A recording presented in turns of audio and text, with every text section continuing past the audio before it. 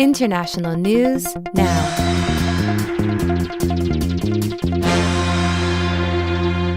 Start with a clip of the speech made by former President George W. Bush, which got a lot of attention this week. A speech he gave in New York City. We've got a clip here, and I'm going to try to give you a little context after showing this clip, because the speech itself was pretty striking. America is not immune from these trends. In recent decades, public confidence in our institutions has declined. Our governing class has often been paralyzed in the face of obvious and pressing needs. The American dream of upward mobility seems out of reach for some who feel left behind in a changing economy. Discontent deepened and sharpened partisan conflicts. Bigotry seems emboldened. Our politics seems more vulnerable to conspiracy theories and outright fabrication. There are some signs that the intensity of support for democracy itself has waned, especially among the young, who never experienced the galvanizing moral clarity of the Cold War, or never focused on the ruin of entire nations by socialist central planning. Some have called this democratic deconsolidation. Really, it seems to be a combination of weariness, frayed tempers, and forgetfulness. We've seen our discourse degraded by casual cruelty. At times, it can seem like the forces pulling us apart are stronger than the forces binding us together. Argument turns too easily into animosity. Disagreement escalates into dehumanization. Too often, we judge other groups by their worst examples, while judging ourselves by our best intentions, forgetting the image of God we should see in each other. We've seen nationalism distorted into nativism. We've forgotten the dynamism that immigration has always brought to America. We see a fading confidence in the value of free markets and international trade, forgetting that conflict, instability, and poverty follow in the wake of protectionism. We've seen the return of isolationist sentiments, forgetting that American security is directly threatened by the chaos and despair of distant places, where threats such as terrorism, infectious disease, criminal gangs, and drug trafficking tend to emerge. In all these ways, we need to recall and recover our own identity. Americans have great advantage. To renew our country, we only need to remember our values.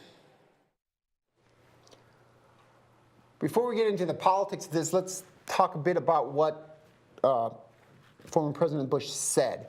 You have just a clip, so let me give you some background, fill in some of the blanks. Bush's speech starts with a historical treatment of bipartisan U.S. foreign policy centered on democracy, free trade, international alliances, and American leadership that argues that current trends run against these hallmarks of U.S. foreign policy. He then goes on to argue that democracies themselves face a crisis of confidence, citing threats to the integrity of the European Union from economic crises, nationalism, and fears of immigration. Note the Brexit vote and rising far-right parties in some of these countries. After he gets to the heart of his message, which is included in your clip. He says that the United States is not immune to these problems and highlights challenges to what he sees as American exceptionalism, including a casual cruelty, nativism, protectionism, and isolationism. Notice how all of these problems are policy choices, albeit ones driven by deeper forces that have made those who have lost out to globalization in particular attracted to a withdrawal by the United States from some of its traditional commitments. Now, there were actually two other speeches that gained a lot of attention as well this week, one by former President Obama and the other by John McCain, that were similarly critical of President Bush. Can I just jump in here on something? And I want to reinforce how significant that speech was, but also the content of it and how different it is from President Trump. Remember, these are the last two standard bearers for the Republican Party. And McCain and... well, I mean, in terms of president, yeah, right? Okay. So President Bush and then now President Trump. They are talking in completely opposite terms. They are members of the same party in name only, completely different values. Now, what does this reflect more broadly? There is a real political civil war within the Republican Party. These are opposite, right? Parties are about having a shared set of common interests that bind together domestic politicians and people that support those politicians. These are the complete opposite views. And there will be, at some point, this conflict is going to have to get resolved. But in truth, we're really looking at, there's three broad political movements in the United States. And one of the things in the context of the Democratic Party, and we saw some of the split between the Clinton and the Sanders faction during the last presidential campaign, the Democratic Party will continue to cohere as long as there is this larger split within the Republican, because there's a common enemy within the Republican Party. But I think increasingly, and I was talking about this with students yesterday during office hours, I think it's very hard to think about us as in a two-party system. These are complete opposite views about America's role in the world by the last two Republican presidents. What's striking is how, and you don't see any clips here, but how similar the message from President Obama was to President Bush. Yeah.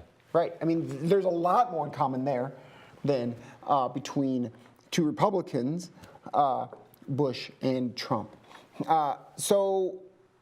Let's take a step back and ask the question: what is unique about these criticisms? And I'm sincere about this. I mean, there were some very unique elements.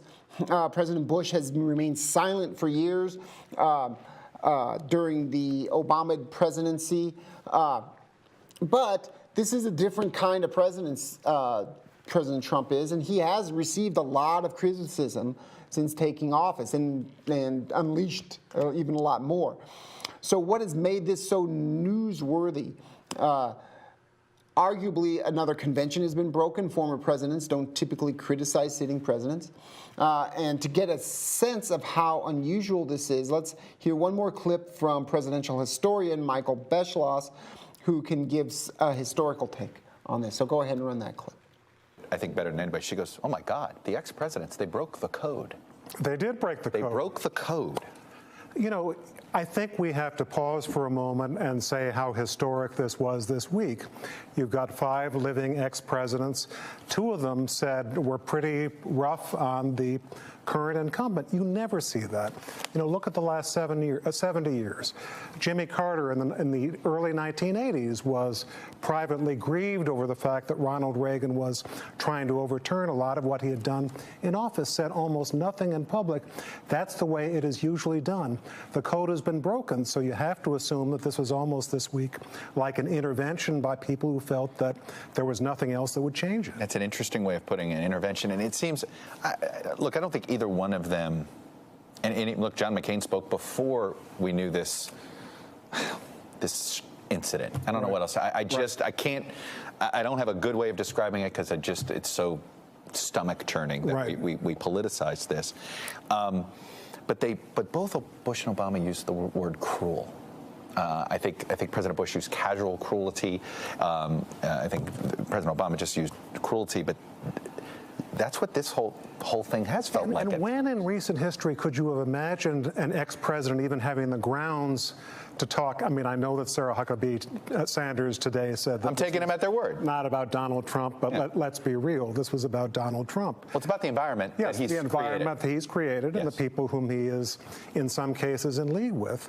And when would you have seen in the last 70 or 80 years ex-presidents having the grounds to even remotely think that they should say something like that? All right, but does it matter? I say this because President Trump's entire campaign was running against both Bush and Obama, right? He ran against Bush in the primaries and Bushism, and he ran against Obama and Obamaism in the general. And so we all, I think, know President Trump pretty well. You look at that, of course they're criticizing me. Of course. They created these problems that I'm left with. That's how he probably is taking. And he will probably say, if he ever has to, I wear this as a badge of pride. It shows that I'm draining the swamp. It shows that. And his 37%. Absolutely. Is going to say, right. They will say this is a sign that he's doing what he was elected to do. All true. So immediately, I don't think we're going to see a drop in his poll ratings next week because Barack Obama and George W. Bush criticized him this way. But, looking ahead a couple of years, it is likely if Donald Trump runs as a Republican in 2020, which I think is still an open question, I think it's not impossible that he might choose to go independent if he wants to run for re-election. This begins to lay the predicate for a John Kasich or someone else like that to run against Donald Trump. You're assuming Trumpism loses the Civil War in the Republican Party, though. Or that they become the Republican Party, and the Republican Party, as you know, it becomes a third party. Or that this is 1912, where William Howard Taft was the Orthodox Republican, and then you had Theodore Roosevelt running as a progressive. Donald Trump may feel that it's to his advantage not to be part of the. So former presidents rarely criticize sitting presidents publicly because they consider themselves a part of a very small, unique group, club, if you will. It is particularly rare for presidents to criticize sitting presidents from the same party. That is why we concentrate on George Bush's speech here. The closest historical analogy mentioned by Beschloss was Theodore Roosevelt, who criticized his successor, William Howard Taft, and eventually ran a third-party campaign for president against him in 1912, which split the Republican vote and led to a Democratic victory of Woodrow Wilson. So what difference does all of this make? As the commentator pointed out, it's hard to say. On the one hand, it's unlikely to have an immediate effect because Trump ran against both Bush and Obama and faced public criticism from a Republican establishment throughout his campaign. It's hard to imagine that his core support will turn on him now. On the other hand, what I would say is two things. One is, of course, there's always this prospect of a primary challenge from the Republican Party as somebody like John Kasich running. There's lots of talk about that. But also, the Twitter fight with Bob Corker is, I think, instructive here. He can't get anything done. And I think that at some point, that can't get anything done legislatively. Legislatively, right. He can't get anything through a unified government. I mean, it is. I mean, sure, the margin's very narrow for the Republican Party in the Senate, but it's surprising that unified government hasn't produced any legislative victories now, and then that has pushed him to do the executive order route. But that could be the longer term consequence here. Let me say one more thing about this norm against former presidents speaking out against the current president. And why is this so important, and why is everybody talking about this? And I think it's kind of been lost in the public conversation. This is at its heart. This is about the norms associated with the peaceful transition of power in the United States, right? Former presidents have a base of, particularly from different parties, have a base of political support. We have term limits for a reason. Presidents serve 2 terms in office, and then they're supposed to go off to the sunset. And the norm here is that they don't mobilize their base of political support to challenge the authority of the sitting president.